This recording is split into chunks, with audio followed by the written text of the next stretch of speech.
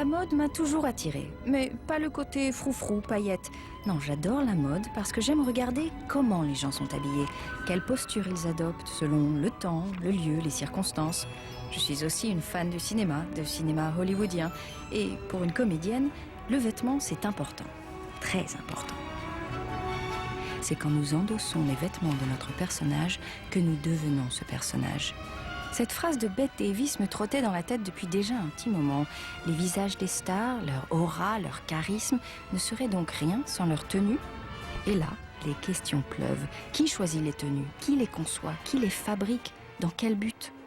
Alors, j'ai passé quelques coups de fil et j'ai décidé de partir à Los Angeles pour aller à la rencontre de ceux que l'on appelle les costume designers. L'expression n'a pas son équivalent en français. Littéralement, ça signifie « créateur de costumes ». Leur rôle est d'habiller les acteurs, les actrices, les figurants. C'est quand nous endossons les vêtements de notre personnage que nous devenons ce personnage. Alors, Garbo, Hepburn, Bogart, Bergman, les fringues, toutes ces petites choses futiles, ce serait un des piliers de l'âge d'or du cinéma hollywoodien? Hollywood, la première chose qui frappe, c'est la lumière. On comprend tout de suite pourquoi les producteurs de la côte Est et de Chicago sont venus s'installer ici au tout début des années 20, pour les conditions climatiques et les grands espaces. Un siècle plus tard, la lumière est toujours là, mais les grands espaces...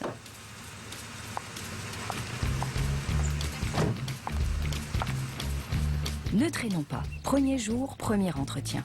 Pour dégrossir le sujet, rien de mieux que de s'adresser à un expert, ou plutôt une experte. Nous sommes sur le campus de UCLA, l'Université de Californie, Los Angeles. Nous allons rencontrer Deborah Nadoolman-Landis, la directrice fondatrice du David C. Copley Center pour l'étude de la conception de costumes au cinéma. Mais elle n'est pas qu'universitaire, elle est également costume designer.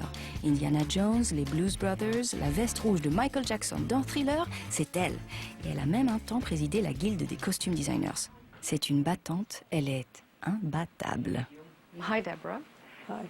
You know this business inside out. Can you? And plus, you're a professor, so you know the historic part of it. Yeah. Can you please tell me what were the great turning points in costume designing history from the 20s to the 60s?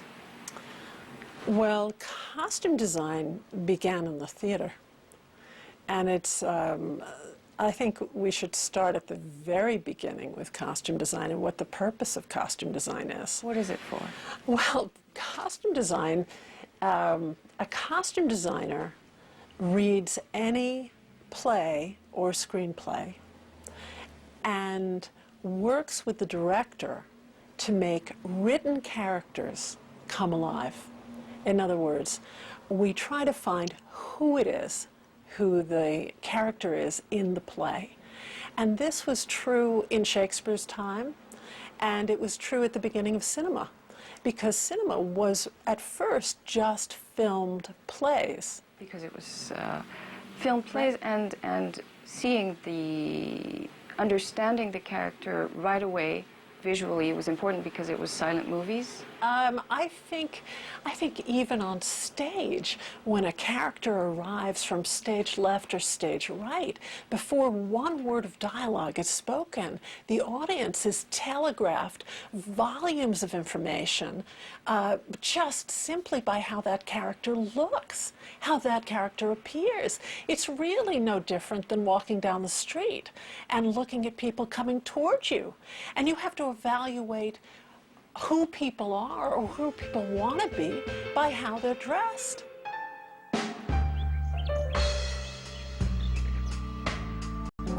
Identifier les personnages. C'est exactement ce que je vais faire. Je vais sillonner la ville de long en large à la recherche des infos perdues. Toute l'histoire a démarré, en fait, quand les patrons des studios, les moguls, comme on les appelle ici, ont compris que le cinéma pouvait devenir très rentable à partir du moment où tous les corps de métier indispensables à la fabrication du produit étaient réunis sous un même toit. La première usine à rêve que nous allons visiter, c'est la Paramount. Quand vous entendez Paramount, vous voyez Hitchcock, Grace Kelly, Fred Astaire. Mais si je vous dis A.C. Lyles, L'homme est une véritable légende vivante. Il est entré à la Paramount en 1928. Aujourd'hui, à 92 ans, il y est toujours producteur. Il adore son bureau. Il est très fier de ses boutons de manchette. C'est normal, un cadeau de son ami acteur-président Ronald Reagan. Hello, AC. Thank you Hello, for Moon. having me. Hi. Moon, I appreciate your being here, and I appreciate both of us being here at Paramount. Well, do tell me where we are. This is your office? Yes. This is Paramount Studio in the middle of Hollywood, and we had 37 sound stages here. And this office has a lot of history because years ago, when I was a little boy, delivering messages for Cecil B. DeMille and Adolf Zucker, this office belonged to a very famous star. And he was Ginger Rogers' dancing partner, and this was Fred Astaire's office. So I used to come here, deliver messages to him from Mr. Zucker. And I'd look out, and I can see the whole studio lot, because it's 4 stories up, and I can see the entrance to Paramount. I can look over and see the back end of Paramount, the whole lot. So I stay here, and I've looked at this. I moved here. There's a building name for me here, the A.C. Lyles building, but I prefer to be here. And I've been here 30 years, but it became vacant recently. What was Fred Astaire like? Fred Astaire was a very elegant man. You look at his pictures, and I know you're interested in wardrobe, and he had his own distinctive wardrobe. His coats at that time were a little short, they weren't long, and he preferred, instead of a belt, using a tie. He'd put a tie around and tie the tie. And when he danced a lot, he would sometimes, and Gene Kelly did the same thing, turn the cuff up high so he could see it, and then he would have light socks on. But he was so elegant, and he wore boutonniere a lot of times, and he loved hats. He wore a hat a lot, and he was a very elegant. He was one of the most elegant men I have ever known.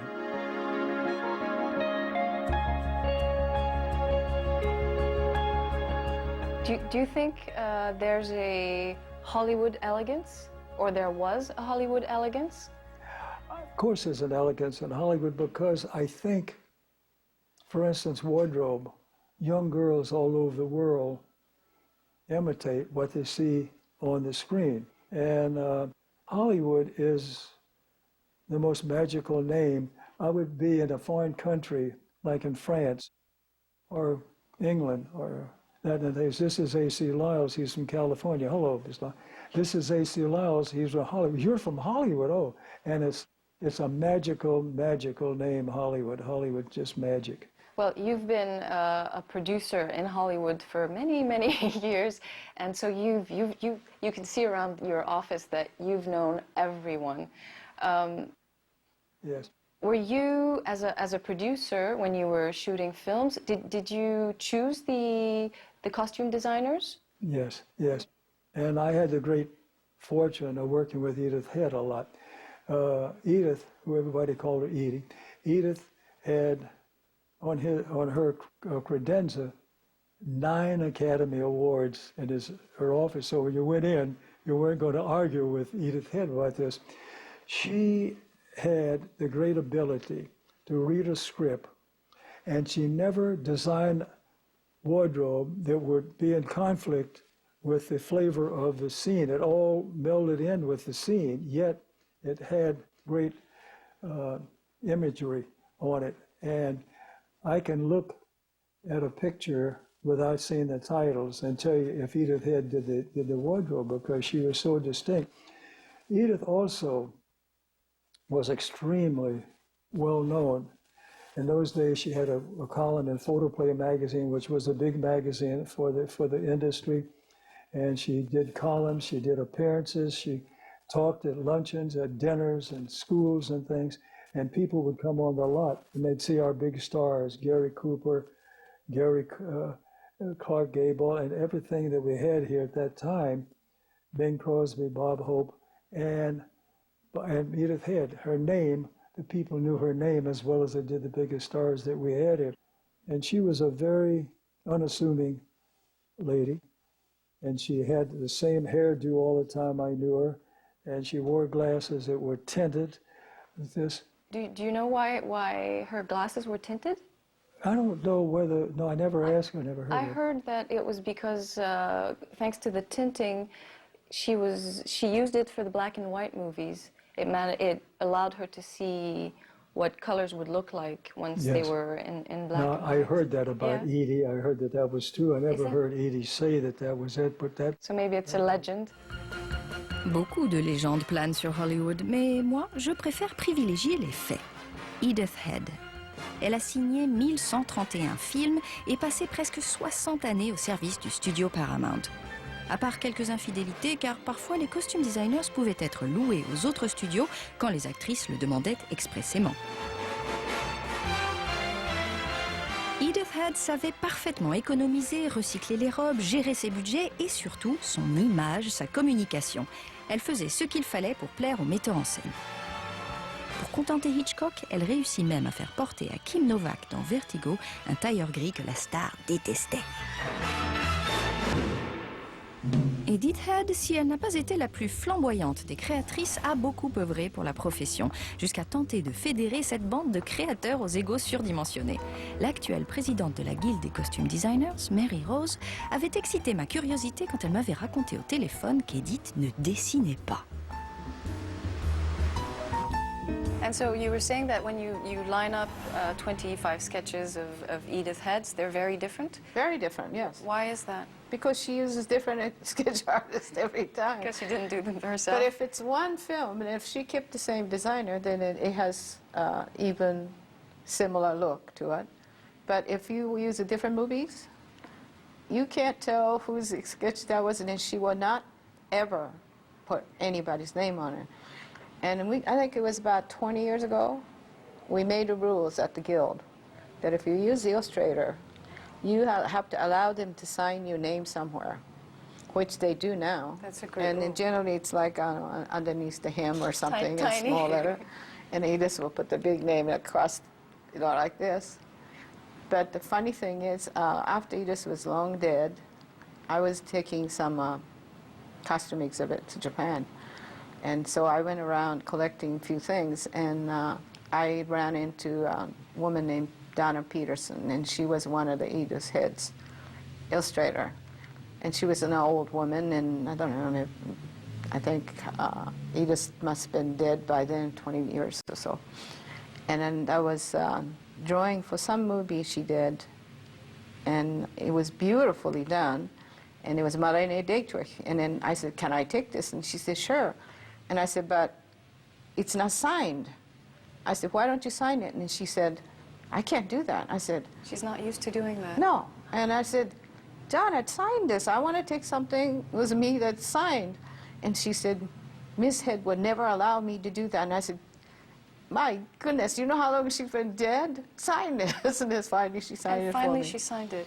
But that's the way that it was in the old studio.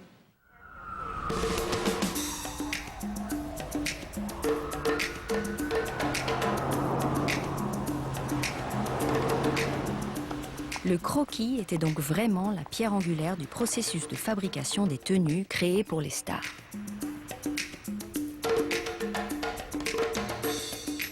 Écoutez donc, quand Billy Wilder tourne Sabrina en 1954, il décide d'envoyer Audrey Hepburn à Paris.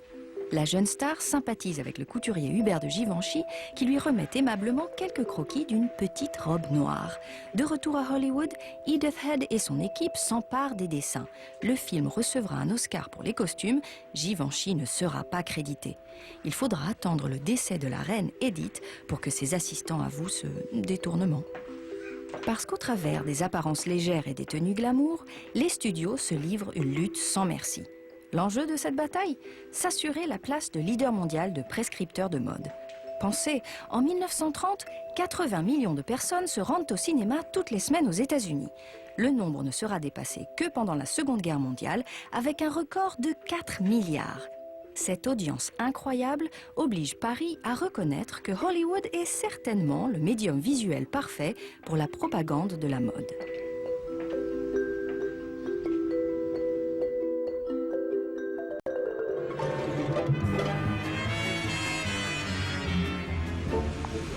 À l'aube du deuxième jour, un petit pèlerinage s'impose, le Walk of Fame bien sûr, la promenade de la gloire sur Hollywood Boulevard. Et, juste à l'angle, sur Wilcox, la fresque murale peinte par Thomas Surya en 1983, « You are the stars », c'est vous les stars, parce que ce sont les vedettes qui regardent les passants. Nous, ce qu'on regarde maintenant, ce sont les vêtements des stars qui vous regardent. Greta Garbo. Qui a habillé Greta Garbo? Adrian. Adrian, le costume designer qui a eu le plus d'influence sur les actrices. Il rejoint la Metro-Goldwyn-Mayer au tout début des années 30. Greta Garbo.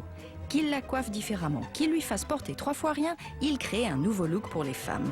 Adrian fit vaciller Paris, qui perdit pour un temps son titre de capitale de la mode.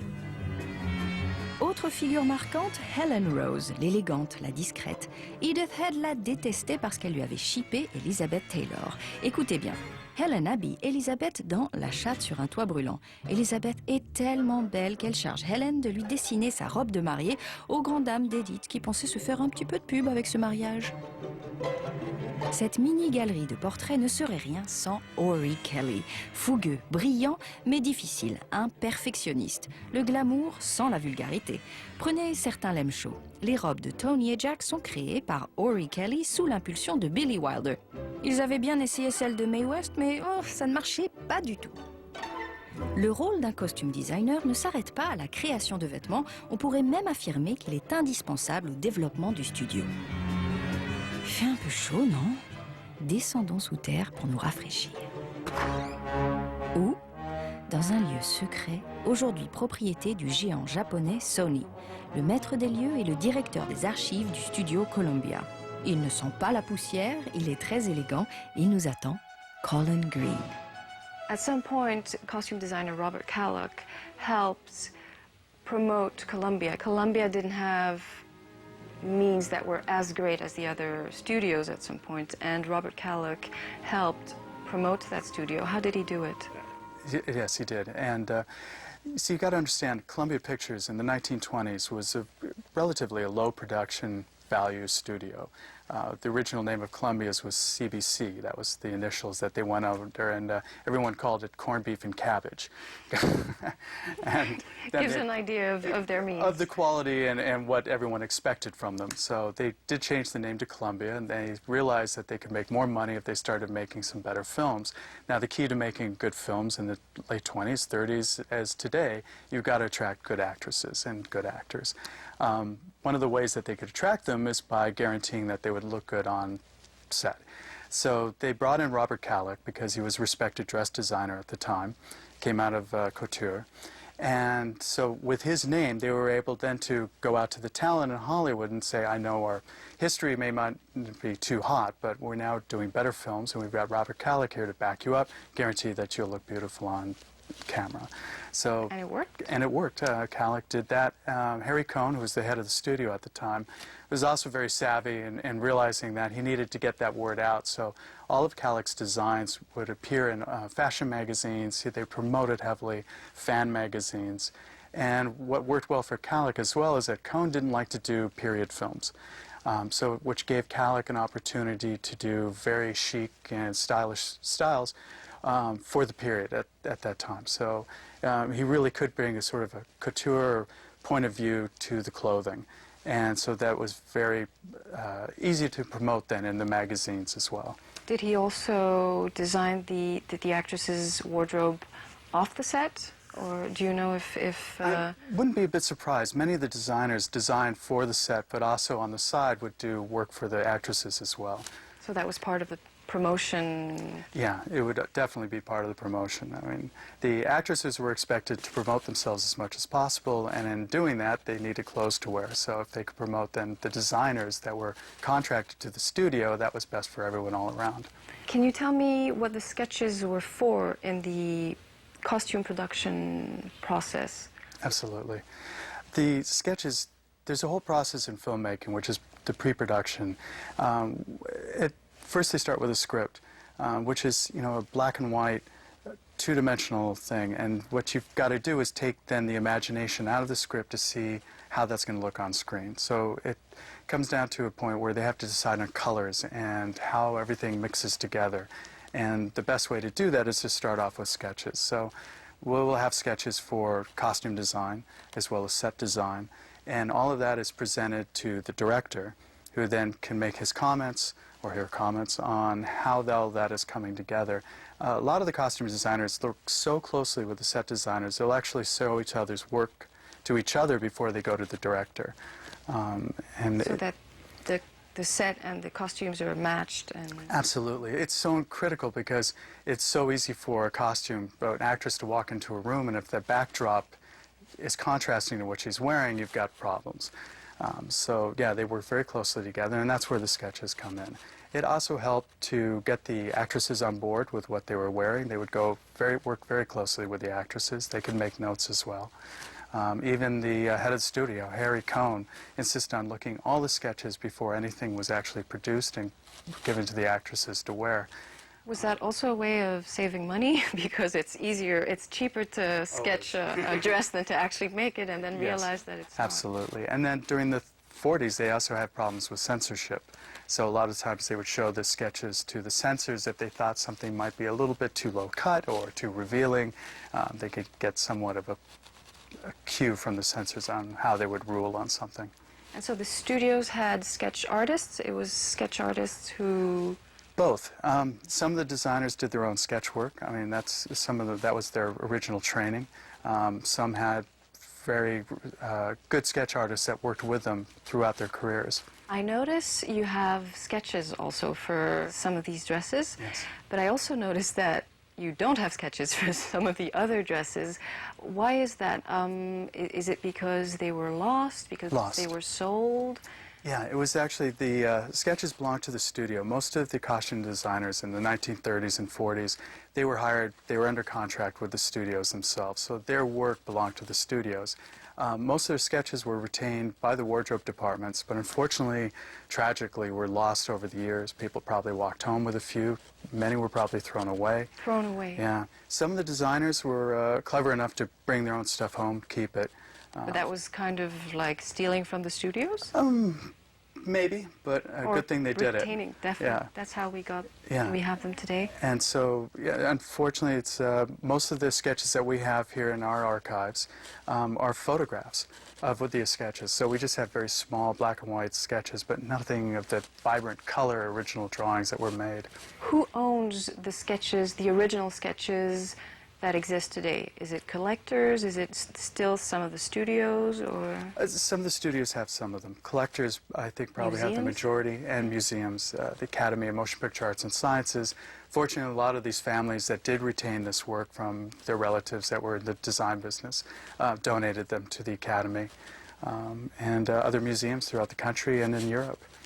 So you talked about losing them, unfortunately. Yeah. It was the same thing for some of the wonderful costumes that were made by these designers. Why is that? Well, it was two things. One, they wanted to reuse the costumes, so they would just return them basically to the wardrobe departments and then reuse them on the next film, take it, change it. Sometimes they would retain them for posterity's sake, but very seldom, actually. I mean, Columbia had moved several times through its life. It moved from Hollywood to Burbank and then out here to Culver City, and in that process lost most of their wardrobe in that change. Technically lost them from moving because the sizes they just literally didn't know what to do with them because the value wasn't understood back then. There weren't collectors, or if there were collectors, they didn't know about it so much. It really wasn't until the 90s and in 2000 when people really started collecting these things, and you'd see them selling on eBay and places like that, that suddenly it occurred to the studios, like, wait a second, we have these incredibly valuable assets. We need to hold on to them and retain them. So now they do. The studios realized that you needed to save all these things because thanks to eBay. eBay, yep, had a great deal to do with it. Really? Yeah.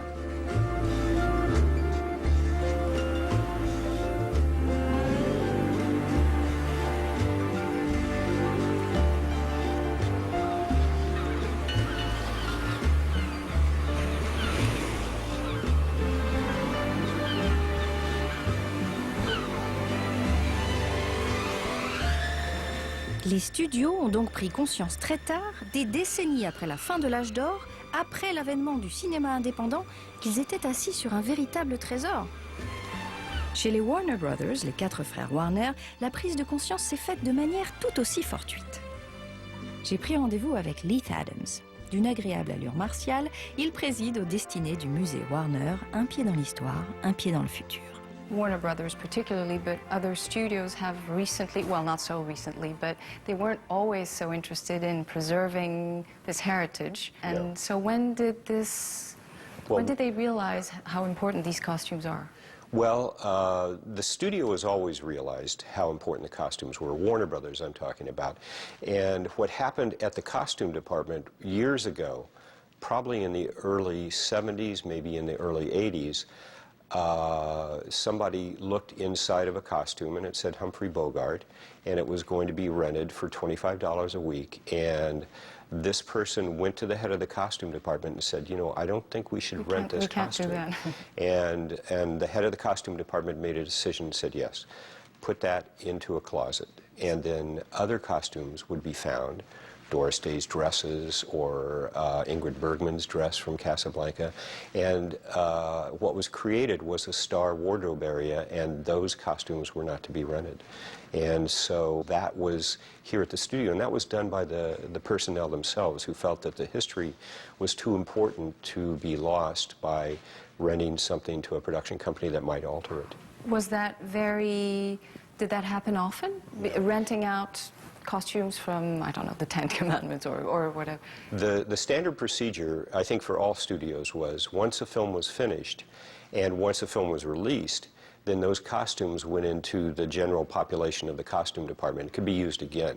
We have many costumes that have 2 names in them, 2 star names, but that's not to say that that was the only time those costumes were used. They could be used by extras in the background. And so, no, the job of the costume department was to supply costumes to films, and if it was a suit that Bogart wore in one film, well, he might wear it in another film, and they figured that no one would notice because you only went to the movie theaters to see movies. You didn't see 5, Humphrey Bogart movies in a row on DVD and say, hey, wait a minute, that's the same suit from before, the food and all that stuff. But the studio departments, their job was to supply, Warner Brothers films and then also rent out to other studios because it is a business. And so costumes were always reused. They weren't historical artifacts. They were costumes to be worn in movies and reworn in movies. You just said something very important. You said it is a business. Yes. And when you know how the whole Hollywood system worked, it was a film factory. You created films, but you also created Dream. Yes. And you sold Dream. And how do you explain that difference between the fact that it was a business and that yet it had such an impact on the American psyche, on the way Americans dressed, the way it was just a business, but then... Well, it was a business that created dreams, as you said, but it's also, I mean, if you look at the film, the way films are made and what they mean, it's an art form. And it's an art form that brings together all different kinds of art forms, whether it's design, costume design, or even production design. It's photography, it's cinematography, photography, it's lighting, it's writing, the scripts are written, it's literature. And you put all of that together and you get a work of art that also is, its job is to find an audience, its job is to entertain, maybe even more. I mean, Warner Brothers, because of the 4 brothers, they took an interest in much more than just, the making of the money. They had a social consciousness that, maybe some of the other studios had as well.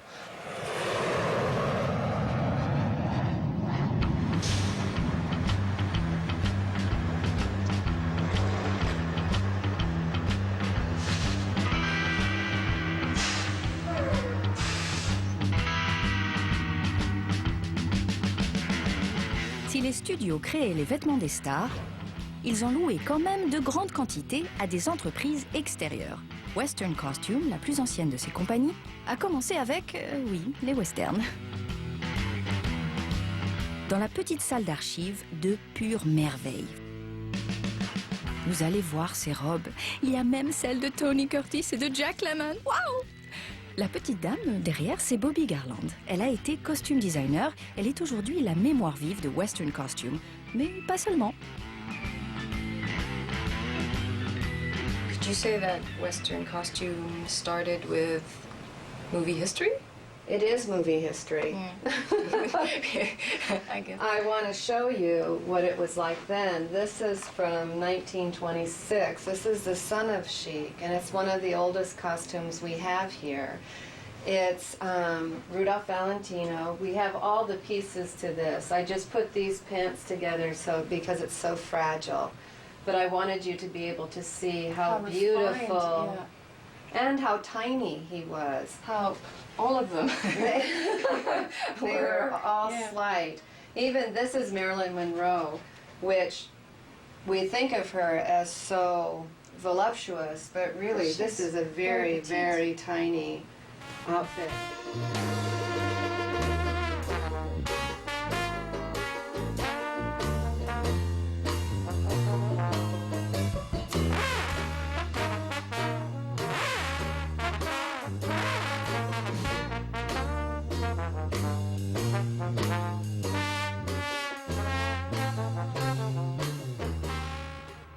This is very special to me.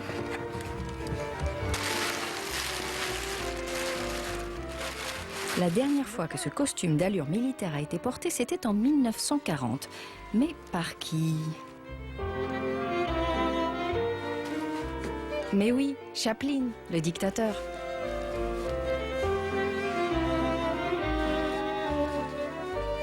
So tell me about that process. Because Western costume now basically rents out costumes to either studios or film productions. How does it work? We are for the entertainment business. So we rent to commercials, we rent to television, we rent to cable. Now we do webisodes here. Really? And of course, what we love the most, the movie business. That is how we were founded.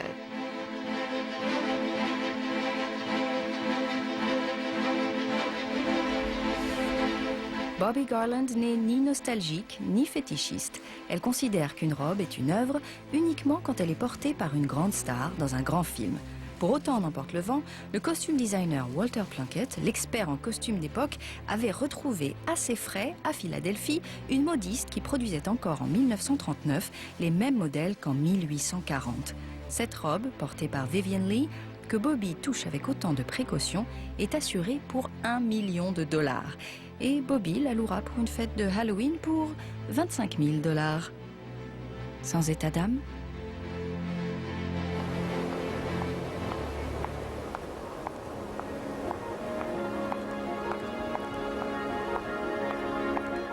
Bon, prenons 5 minutes pour respirer. Premier point, la création vestimentaire est indispensable au cinéma, mais elle n'est jamais mise en avant. Deuxième point, les studios, qui avaient l'habitude de détruire ou de recycler certains vêtements, sont aujourd'hui dans une démarche patrimoniale. Troisième point, c'est une question et une grande, les costumes peuvent-ils être considérés comme des œuvres d'art? Mais le devoir m'appelle. Filons nord-nord-ouest pour une petite escapade chez un genre particulier mais très apprécié du cinéma hollywoodien, le film d'homme. Autrement dit, le western. Yeehaw! Le maestro de la tenue de cowboy, c'est Lester Baylis. Sa passion, le chapeau. Capable pour sa collection d'en troquer 2 neufs pour en obtenir un vieux. My name is Lester Baylis, L-U-S-T-E-R. It's like man called Sue, you know. It's a name that stuck with me, Lester Baylis, you know. I'm from Mississippi originally. I hitchhiked out here in 1959 based on a friend of mine telling me he could get me a job in Hollywood, you know. So I said, I'm going there, you know. I've been watching those B movies and watching Gene Autry and Roy Rogers and John Wayne on the screen as a kid, and they were my idols, you know.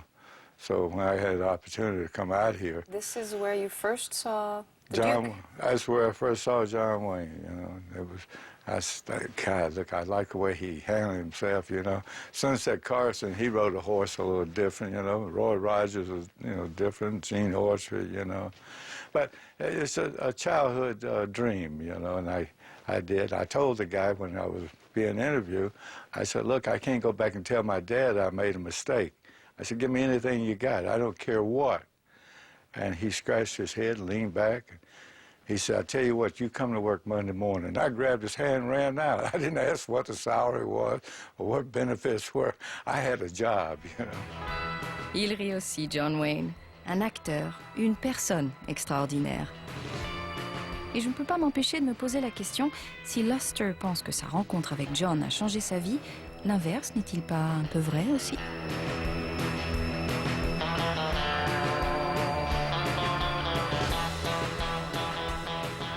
I ended up working at Western Costume Company, learning all my different periods, you know, in clothing and seeing the big stars come in. There was still, you know, Clark Gable and John Wayne, Jimmy Stewart, all the big time guys come there for their fittings, you know. So what was it like? Oh, it was like you're staring at them, and you ain't supposed to stare, you know.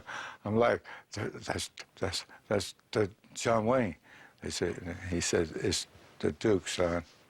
That's how he wanted people to call him? He wanted people to call him Duke, you know, and I didn't feel comfortable about it. I want to call him Mr. Wayne, you know. He said, no, you call me Duke.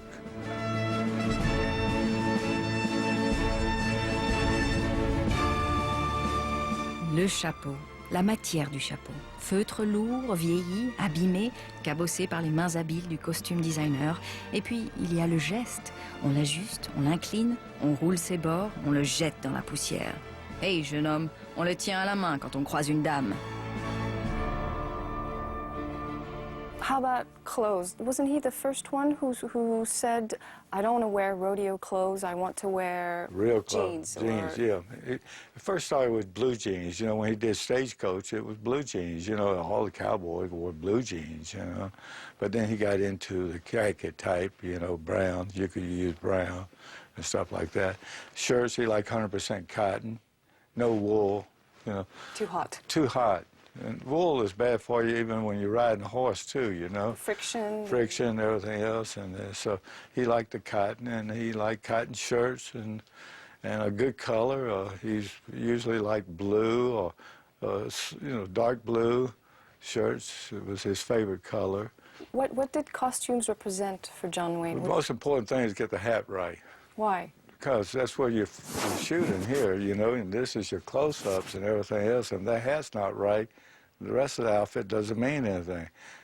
You say something about his boots, he said, hell, give him the quarterback if they're looking down at my boots, you know, whatever, you know. So the hat. Tell us about what hats in Westerns mean, because hats have a meaning. Hats are the most important thing in Westerns, you know. A hat, it's hard for me to describe to you. There's a certain type of crown for a certain look or a certain brim, width of brim. Everything goes into making the hat successful for a actor. Are there codes, or will the hat depend on a certain person's facial features? Yes. Facial features are very important. If you got a round face, you got to sort of round that hat a little more to the face, you know. If you got a sharper look, you can give the brim a little more sharper look, you know. If he's right-handed, you'll get a little more dirt on that right side of the hat, you know. That's It's right. all those little touches about a hat. It's just, I was one of the best hat men in the business. I learned well, you know, by hat.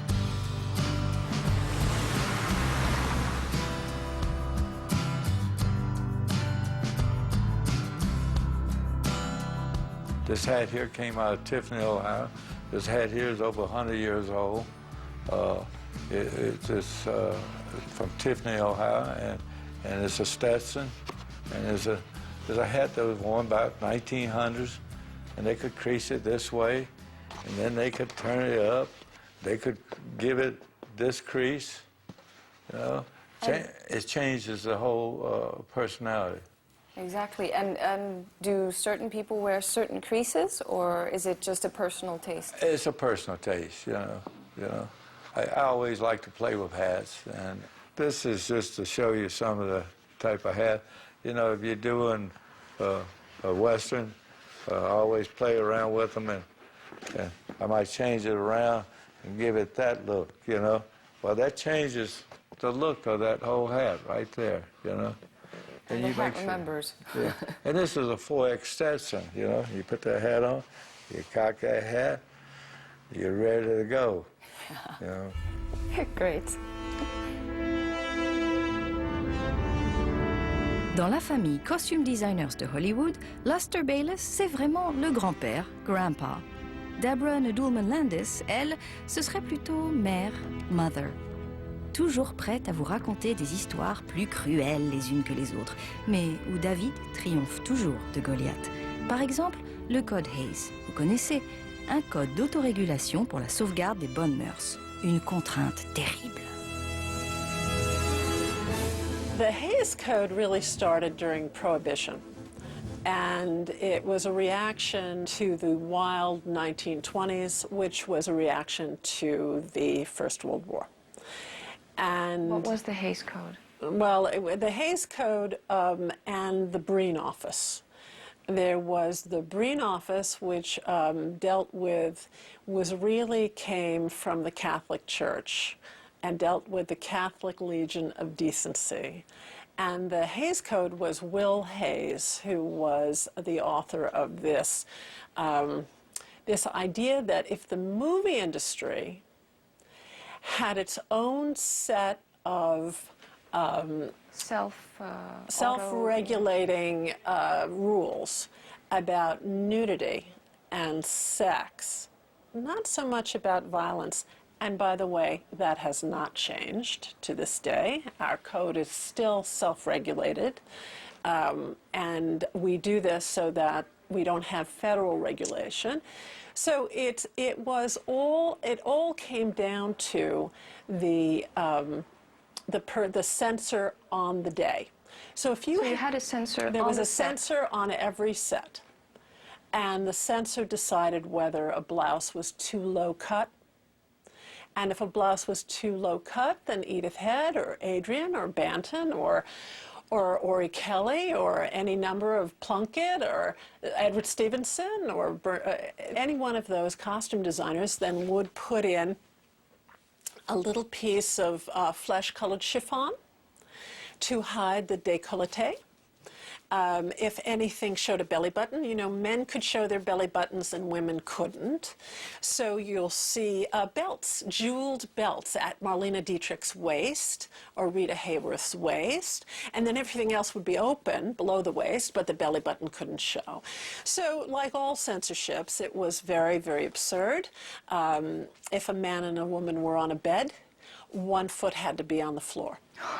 Right. Now, we all know that you can do a lot with one foot on the floor, but the censor on the set would say, one foot's on the floor, it passes, it's okay. So there were many, many absurd things that they had to deal with in Hollywood then. But I think that a lot of the sex was off camera anyway, but there were other things that really affected the script that were much more subtle, and like divorce, or unwed mothers, or babies out of wedlock, that were absolutely subjects that could not be talked about. Prostitution, anything that had a dark side. They were determined to keep the subject matter light, to keep it wholesome, and to make it family fair at any cost.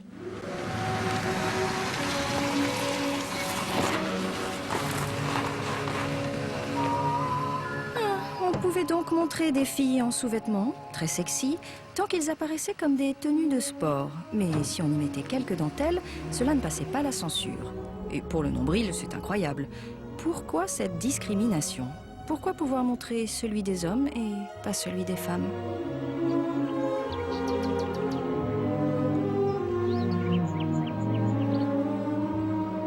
Mais les costume designers et quasiment tous les créateurs de Hollywood se sont joués de ce code. Prenez Rita Hayworth. Dans Gilda, elle n'enlève que son gant et c'est la scène que tout le monde considère toujours aujourd'hui comme le striptease le plus hot de l'histoire du cinéma. David n'est pas prêt de perdre contre Goliath. Demain, c'est la folie. On doit retourner chez Paramount, mais dans une autre partie des studios. Idem chez Warner. Et puis ensuite, nous irons prendre le thé chez une dame extraordinaire. Ah, bonne nuit. Moi, j'en peux plus.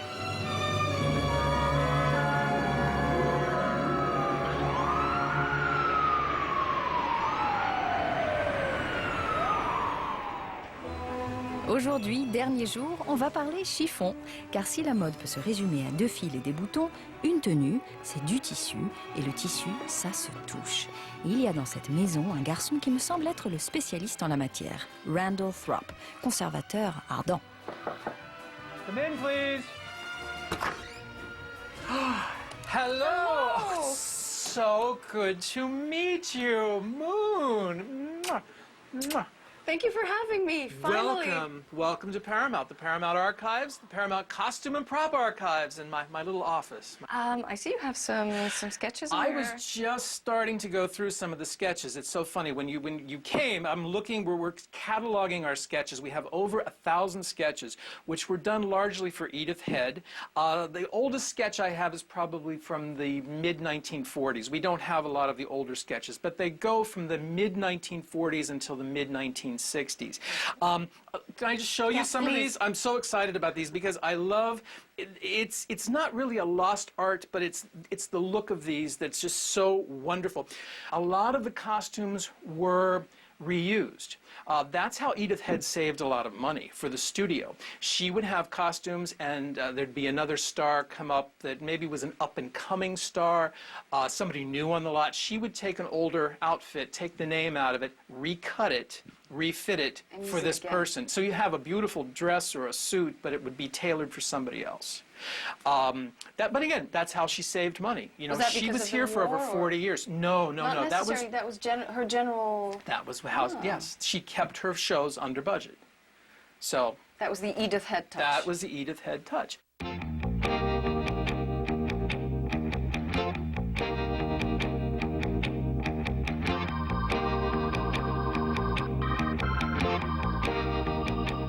Here, this is another one of my favorites.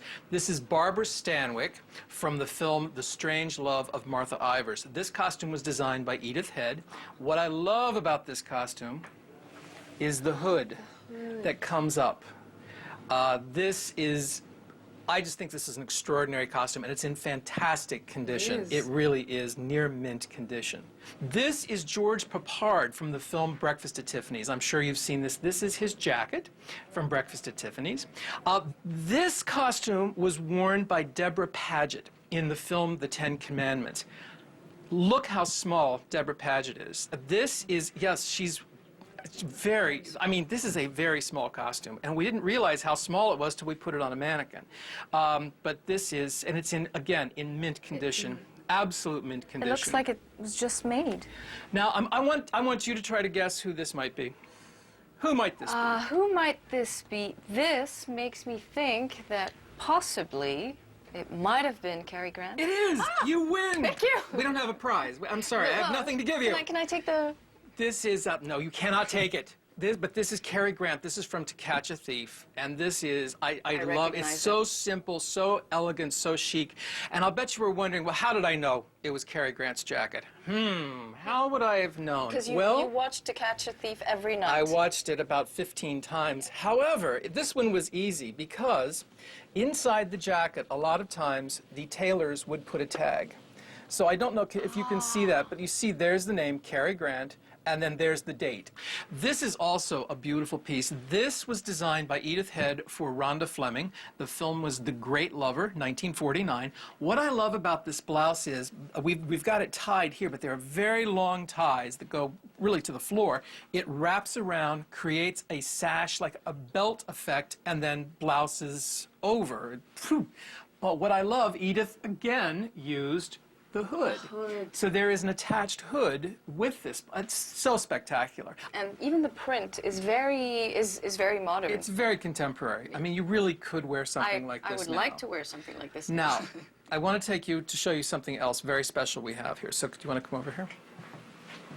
This is one of our prize star pieces. This is Audrey Hepburn from Breakfast at Tiffany's. Yes, it is. This is the necklace she wore with the little black cocktail dress, which is Givenchy cocktail dress. Fantastic. It's a fantastic piece, but this is one of our prized possessions. I can just see her. Yes. Now, would you like to see a few more things, or where we keep our treasures? Yes, please. All right, just go that direction, and I'll follow you. So what do you think? It's amazing. Can I live here? Well, please? No. There are a lot of ghosts here, let me tell you. There are a lot of ghosts in this room. So I brought out a few more things. Now, usually we do not keep the costumes like this. They're in bags, they're tagged, they're numbered, as you can see here. Is this a special room? It's a little chillier than... Yes, there are no windows, there's no light really in this room. We keep it very dark all of the time. There's fans that take the air out and blow some good air in. Let me show you something here. This is one of my favorite again. I have so many favorites. I keep saying I have favorites. Okay, I've got a lot of favorites. I understand. Bob Hope. This is from the film Here Come the Girls, where he played a very bad chorus boy. Yes. And here are his pants. So we have a whole ensemble here for Mr. Bob Hope. This is a great job, isn't it? Look at the work. Now, this was done here on the lot. I mean, somebody sat and sewed all of this by on. hand. By hand. This is a blouse of Dorothy Lamour's for the film Road to Utopia. Yes, Dorothy Lamour. Lamour, it says. This is a long sleeve wool plaid blouse. Now, this would have been very, very warm because the lights, on the set, everything is very hot.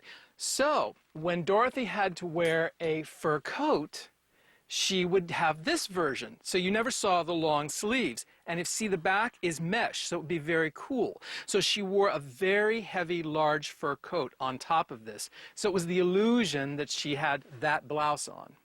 But the front is wool and the back is mesh. But this is a trick that they did with a lot of actresses when it would be so hot. This is real costuming. Yes. Yeah. In condition. Speaking about condition, when did Paramount realize, or when did you realize, as a costumer, the importance of protecting this heritage? When I started working here and I started identifying pieces like Jane Russell, I knew this needs to be set aside. Do not rent this costume. Put it in a bag and let's keep it safe.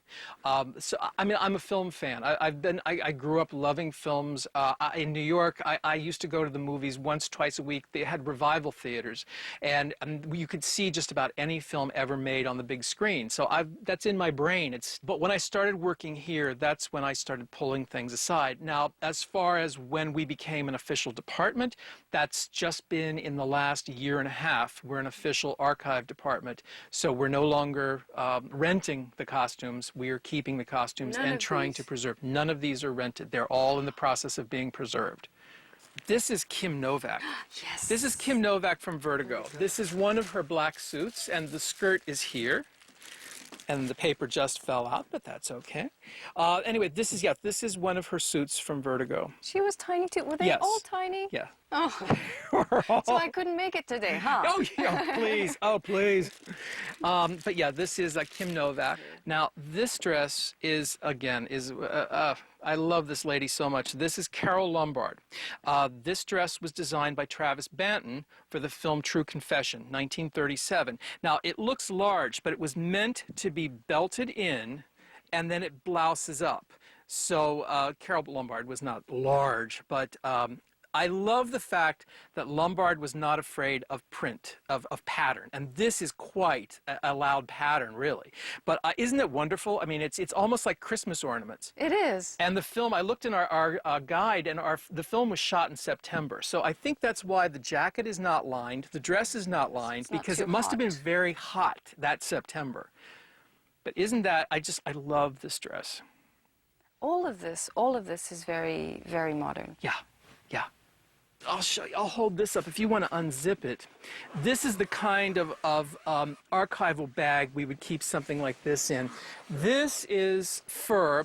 However, the fur it's been altered. This is Gloria Swanson's cape from Sunset Boulevard. This is the cape she wears when she goes to buy the suit for William Holden. Now, unfortunately, she had a suit that went with this that we no longer have, but we do have the cape. It's just it's a great piece. This is one more piece I'm still finding things. That's the fun part of my job. It's like every day is Christmas. So you're always looking, and I have things tucked away in drawers and bags, and every now and then I'll think, wait a minute, L'homme est irrésistible, vous ne trouvez pas? Le temps de traverser 20 couloirs et Randall nous confie à Jackie Rohr, spécialiste accessoires bijoux. Come in. Hi. Hi. Are you Jackie? I am. Hi. Randall sent me a Moon. Pleasure to meet you. Nice to Been meet you. expecting you. Yes. Randall said that you had some treasures, and you definitely do. We have spectacle as well as treasures. We are the studio of Cecil B. DeMille, and you know he was very much into the spectacle and the grandeur. And this is, of course, one of his most famous movies. And we have about 50 identified pieces from the movie. So we have quite a large collection. And this collection I've been polishing it and cleaning it and doing a little restoration.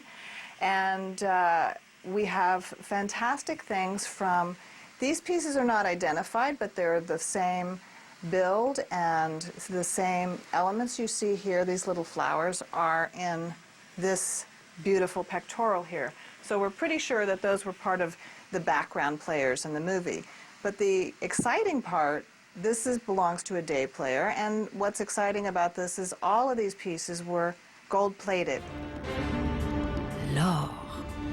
L'or de la vallée californienne, c'est sa capacité à rebondir. Zion, comme un lapin dans un cartoon. Ça roule bien, on ne sera pas en retard chez Warner. Rendez-vous a été pris avec Elaine Mazer, costume designer et responsable de l'atelier du studio. Do you think that costume design now is very different from costume design before, during the golden age when studios had so much power and were making such glamorous films? The costume designer does more now because they're more in charge of everything, men and women. In the golden days, they were mostly doing the female leads, and tailors were just doing the men. So it's much more encompassing now. The core of the job, the core of the art, has it changed or not? Is it still? You're still trying to tell the director's story, still trying to be a visual shorthand for the director. You're still trying to build character and convey all those things to the audience. So I think that's the same.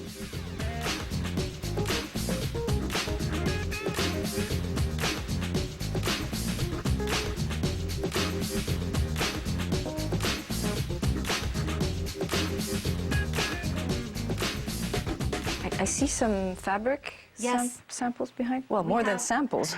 We have a lot of woolens from the 40s. There's a lot of World War II woolens. We have military woolens. What the studio used to do... From the 40s? Uh-huh. This actually was purchased in 43, August 26, 43. What happened, the studio would buy bolts of fabric, and they would pre-shrink it, so that's useful. And then when they cut off, they would write here what they cut off. Why would they pre-shrink it? Most fabrics shrink or seize up a little bit when they're cleaned, so they pre-shrink it so that when they make the suit, it's going to be the right size and it's going to stay the same for the actor. So on this particular job number, they cut off 5 yards for Robert Mitchum to make him a suit. This was for Robert Mitchum? He wore it, and then they did something in 56. They made something for stock, another suit, and they did something else for another suit. And now today, if you need this, you can use this? Yeah. Wow. From the 40s? From the 40s, and all of these are from the 40s. I mean, these look like you could use these for Western pants almost. Yeah. Period pieces. This one, I mean, that you couldn't find now.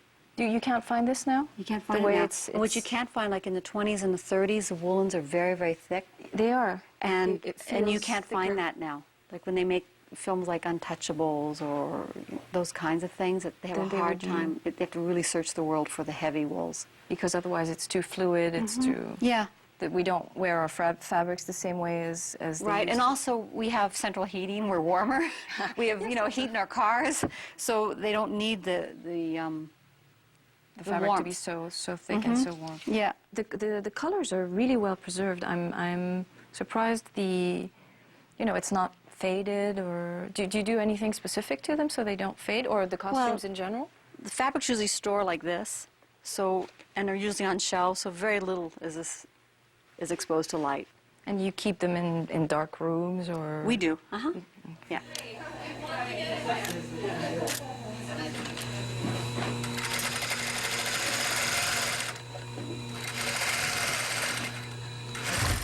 And speaking about color, when movies changed from black and white to color, was there? Do you know if there were any repercussions in the way people made costumes, in the way? Well, every time the technology changes, people adapt a little bit. And it was true from black and white to color, and it was true to when we started television, and there were certain colors that would like bleed across the screen, and then we went into HD, and now we're into the digital world. It's all becoming a little bit different, and So people just learn it real quickly. You learn it by seeing dailies, we're watching, and often you do a lot of camera tests too. So camera tests tell you if a fabric is right, if stripes will work or Right. not, or okay. What I understand, and I've had it explained to me, I haven't seen it myself, is you've got the grayscale for camera, right? The color wheel, there's a point on the grayscale where a point on the color wheel will hit, and then you flip it open both directions. So if you want this color gray, it'll tell you exactly which color on the color to get that color. Okay. And are there any fabrics which are more delicate than others to preserve? We were finding that natural fabrics are lasting longer. Natural fabrics last longer. That's Than surprising. some of the synthetic things. Yeah. Like a lot of the stuff from the 70s that was bonded, all that's pulverizing and coming apart. And yet you'll have things from the 20s that are silks that are in better condition. So it just depends on the blends. On the blend. On what they're doing. So we should be making silk dresses, right? Silk, cotton, wool. Yeah.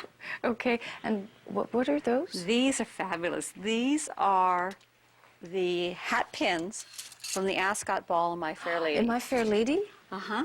So the hats are enormous. They're like this. They're huge. So this is why these are huge. And the women were all wearing wigs because it was the period. Oh, with those. So of course the hats have to fit over the wigs. So they got this enormous structure that these are going into. Wow.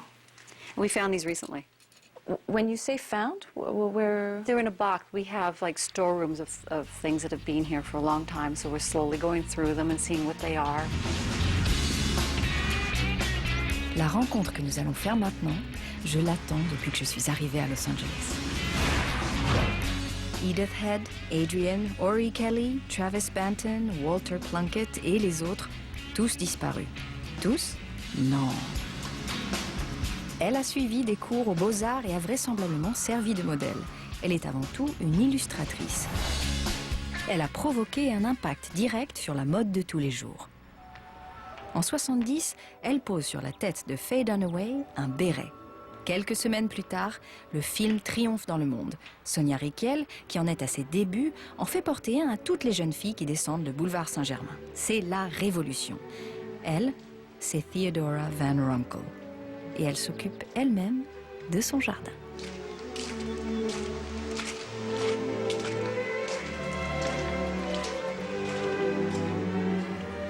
Greetings. Hello. Oh, I'm so glad you came. I'm so happy to meet you. Thank you so much for having us. Thank you for coming. Your house is it's a little piece of heaven. It's fantastic. you. The garden is amazing. I love it. It's my salvation. Thank you for coming. Ta-da. Thank you so much for having us here in your fantastic home. Oh, I'm delighted to have you. You started you started in movies as a sketch artist? Yes, Or- I sketched for Ray Agian and also for Renee, who was the designer for the Sand Pebbles with Steve McQueen, and that's where I first met Steve McQueen. Okay. And it was wonderful because she was a very learned woman, and she'd been a spy and all kinds of things in the course of her career. A spy? Yes, this woman named Renee. And she had a marvelous sense of humor. And I remember when we were first fitting Steve for a pair of blue jeans. We tried 35 pairs of pants on him to get just the right ones for his behind. So was his behind important? Very important. Very important, because I remember walking down the street with him on the Thomas Crown affair, and a woman ran up and grabbed him. Grabbed him. So he was that behind. much of a She couldn't she couldn't contain stop her. herself. So what was your relationship with well, if we're talking about the Thomas Crown affair, then we worked on that, and we worked on a real flopperoo called The Reavers, and we worked on Bullet. And he was always very, very kind to me and very nice. Because he admired your work, maybe. There was no romance, because I wasn't his type. He liked petite brunettes. But he did give me a ride on his motorcycle once. Ooh. That was great. and so that's with Steve McQueen. What was your relationship with Faye Dunaway? Oh, gosh, the minute she walked into Warner Brothers costume department, she was wearing an avocado green jersey sheath and an avocado green felt hat form. Just the kind of beginning of a hat that you get in the millinery world. And scuffed avocado green pumps. And she was very slender and had honey-colored skin. And we just became friends instantly that day. And it never changed until later. You fell in love with each other. Yes, and she was so wonderful to work with because she never questioned anything. She had faith and trust in me. And they didn't send me down to Texas on Bonnie and Clyde because of money. But I sent all my drawings, and they followed my drawings to a T. Absolutely. Every stitch was exactly like the drawing. That would never happen today.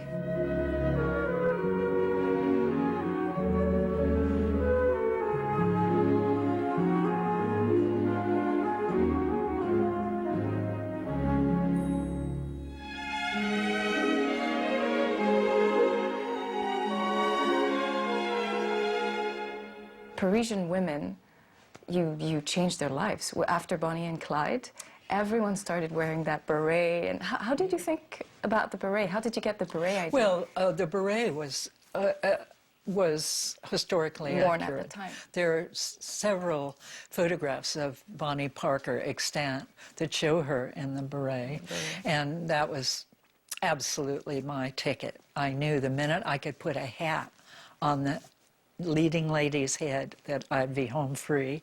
And I knew it the minute, the first page of the script, I saw her, how she looked, and I knew that it was going to be an enormous hit. You knew? I knew. First page. Well, it was a great script.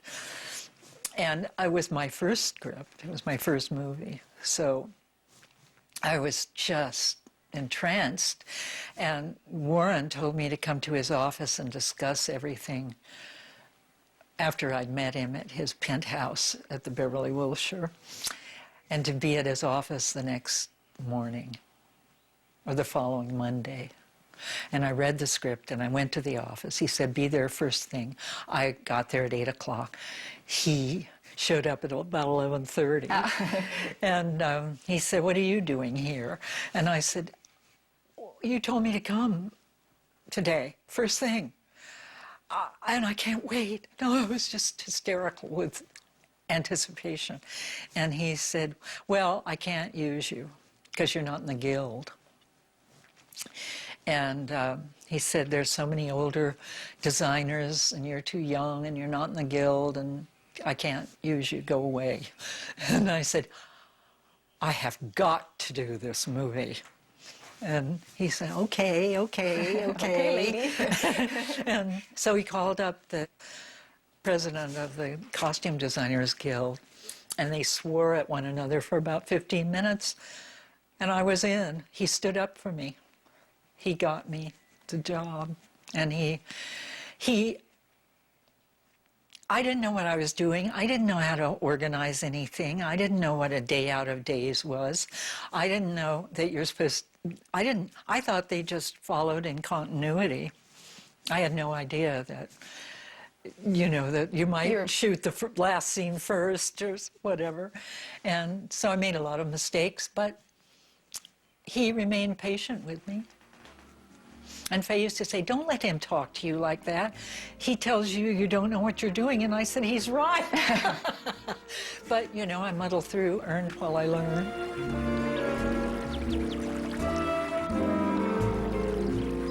So this is where you work, where you do all your artwork, and this is it. It's an artist's nest, dream, yeah. I love it, except it's too small. I would love to spread out. I'd love to have a huge printer. David Hockney has a $45,000 printer. Oh, and so you're not totally against the new technologies? Oh, no, but the technology I was referring to is just the fact that some of the humanity has disappeared from the presentation of the artist's ideas. And you think it's too systemized, or it's too, everything looks the same, or slightly dehumanized to a degree. But that's just now. That's just my opinion now. I'll change it, you know, at another time. If you start using the technology, maybe then. I've always, you know, my theatrical drawings were always augmented with watercolor, so and Dorothy Jenkins used to say, you have to develop a light touch. A light touch. And I think that's important in every walk of life. What do you mean by light touch? Well, you can't be heavy-handed with watercolor. On the other hand, you can't be insipid. So finding a light touch is paramount. And you know, as an analogy for costumes, maybe. For everything. Or for life, yeah. For life. So for the people you live with. True. Do you think you have a light touch in the way you made your costumes? You conceived your costumes? No, I don't think so. No? I think I think I was often heavy-handed. When I look at things now, I just scrunch down in the seat and think, how could I have done it? Oh my God! But actually, in the 70s, things were heavier, and you know, even the fonts of the lettering in that era were somewhat gross. It was a strange. The 70s was a weird period aesthetically, in my opinion. It was a weird period aesthetically, and perhaps also it was a weird period in movies, and it was that. During the 60s, when it switched from those glamorous movies before, and then the new Hollywood and the new independent. And Bonnie and Clyde was the first real super successful independent movie. And so, what other turning points did you witness while you were working as a costume designer? Well, one thing that we've noticed is that it's not quite as much of an absolutely staggering taboo to be over 25. Aha! Which is nice. Which is refreshing. That's one thing that's occurred. You think women had that pressure to be young and beautiful more than? Well, they still do. They still I mean, do. there's no question of it. If you could possibly, I mean, I can't imagine what hell it must be to be a beautiful movie star and grow old. It just must be so unbearable. But suddenly, it's not so terrible. It's a little possible for somebody to even Michelle Pfeiffer is still considered, believe it or not, a beauty. But they are beauties. They're not the Yes. same kind of beauties, but they're they're beauties. so beautiful. And people are able to, you know, when I remember I had to make a beautiful star who was about 48, look 17. And it wasn't easy. And it was her wedding night, and her breasts had to be high and in, you know, the nipple at the, you know, right across from the armpit. Couldn't possibly be an inch lower. We were talking about what work is like today. What do you think about costume designing today? Their work, I think occasionally it's just people have wonderful breakthroughs. The trouble with something except the highest, largest productions where there's plenty of money to spend is that everybody has to buy clothes off the peg in Beverly Hills and drag 250 dresses for the leading lady to try on. Is that because they don't make the costumes anymore, or?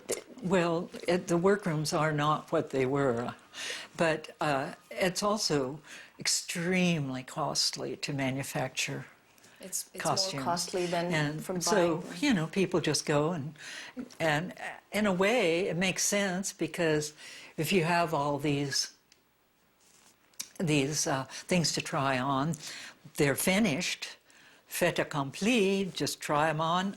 No, I hate that. Ask the boy that brings the water in what he thinks. His opinion's much more important usually than the opinion of the designer, unless the designer's a man. And, you know? Damn them. Grr. Yes, grr, indeed. And, you know, it's... Is that still true? That men designers are still more... I think so. You think so? I We think still haven't been able to change things? I don't think it's ever going to really change, because women do want to please men. But men want to please women as well, by making them clothes, partly. Yes, I see what you mean. Yeah. Of course they do. Oh, male costume designers have done fantastic. I mean, they've been... You think it's their love of women, or that has led them to... That's a really interesting point. Moot, to be sure. Since most of the costume designers in history, as we know, have been gay men, thank God for gay men, we would have no culture. Everything would be trucks and tools and balls and war and sport, if it weren't for aesthetic men. I can't thank you enough for coming. Thank you so much for sharing all your memories. Thank you for asking me interesting questions. Really? And thank you for being so adorable. Oh no, I just wanted to pay tribute to you, and I'll show myself out. Thank you. Thanks a lot. Bye-bye. Bye.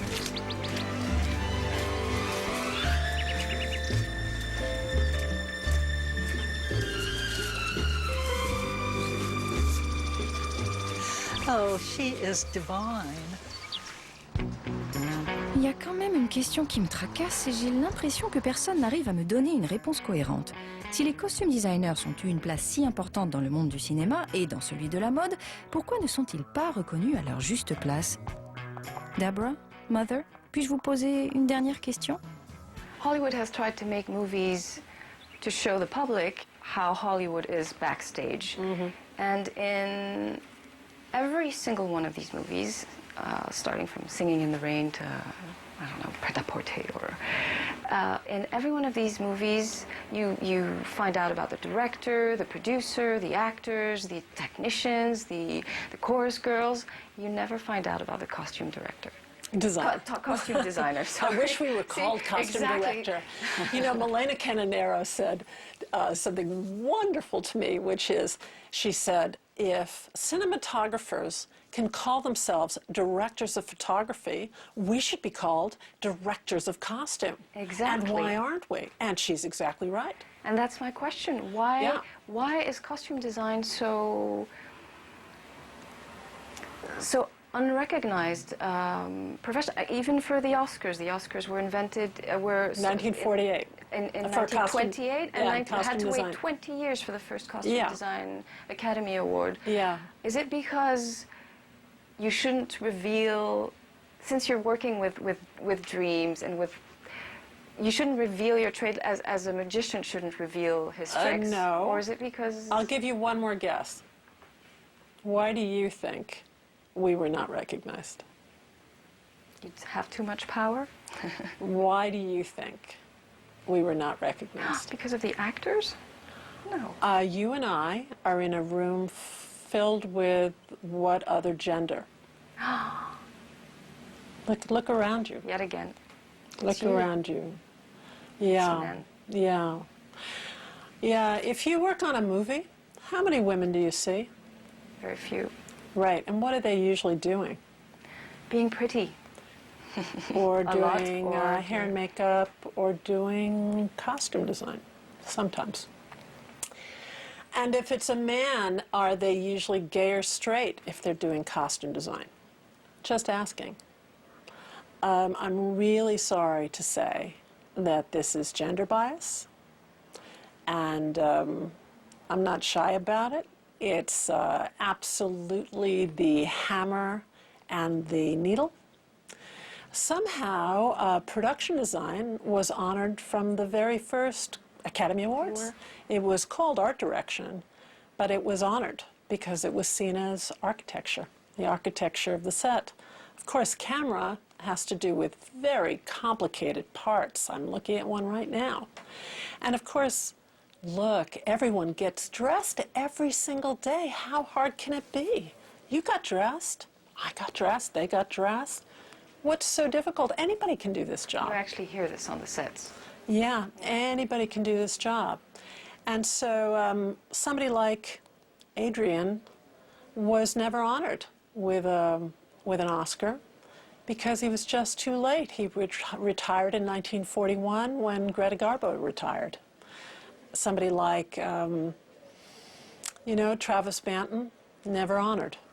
And he only worked with Dietrich. So why is costume design unrecognizable? It's because it's not valued. And it's not valued today. And as president of the union, or two-term president of the union, I have to tell you that costume design is one of the lowest paid jobs on a movie set today. So it has to do with gender bias. It has to do with what we do. Now there's a second part to it too. One part of it is really interesting and has to do with being female. You know what? Just like women do so many jobs in our lives, and we make it look so easy. And many of us play many different roles in our own lives and make it look so easy that when our husbands or our boyfriends come home and they ask what we've done, we just want to scream, right? That's what costume designers have done since the beginning of the movies. You want it done now? You want 50 horsemen and 1,000 extras dressed now? Okay. And we make it look so easy. And that's very female to accommodate, to be an admiral, a general, and the entire army to get it done and get it done on time. Now, the second part is interesting too. Like everybody working on a movie, and this is also camera, and this is also production design, and this is also set decoration. Everything we do is supposed to be invisible. We all are there to support the story. So we are, all of us, costume designers as well, we are punished for our virtuosity. You're not supposed to notice the clothes. And in fact, I'd like to say something about the Oscars. Please do. Everybody notices that Elizabeth, the Golden Age, everybody knows that Alice in Wonderland, that those movies are going to be nominated and win Oscars. even if the movie wasn't very good, because you notice the costumes. What I would like to say, and have the opportunity to say, that if Joel and Ethan Coen are going to win Best Picture for No Country for Old Men, that their costume designer, Mary Zophres, also win the Oscar for Best Costume Design, because she helped create that movie and those characters. What do you think? Thank you. I'm getting chills. I was two tears away from crying. Right? C'est bien.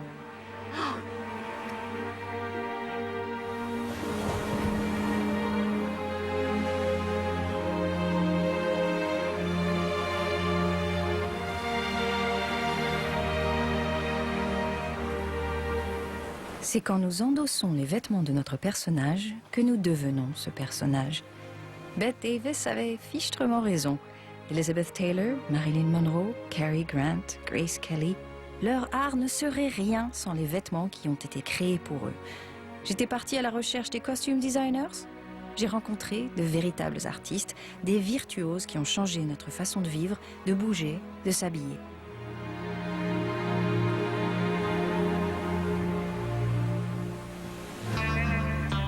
Et j'ai surtout compris, merci Mother Deborah, combien il leur était difficile de quitter le royaume de l'ombre, incrusté dans les habitudes d'un système archaïque. Le travail des costume designers doit être invisible? Ok. Moi, je suis fière de vous en avoir montré une partie. Et je ne verrai plus jamais le cinéma de la même façon.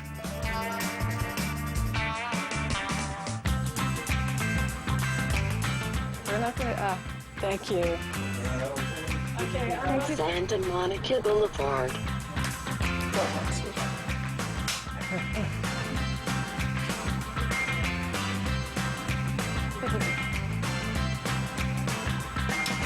Just met.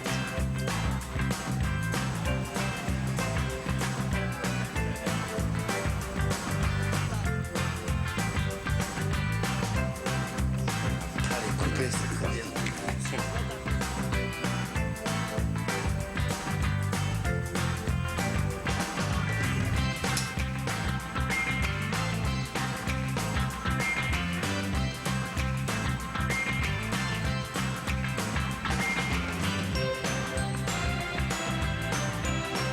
Alors, c'est bon? Ouais, c'est bon. Super. Attends, reviens, Moon, excuse-moi. Sorry. Laisse fermer pour faire plaisir. Est-ce qu'on peut le voir après ici, Niles? La suite, c'est la suite. Now, what are you going to do? Are you going to be... Maybe I should be, or should I just... Je suis parti, là. We can all make background and Dans l'autre sens, le clap. C'est pas grave. Action.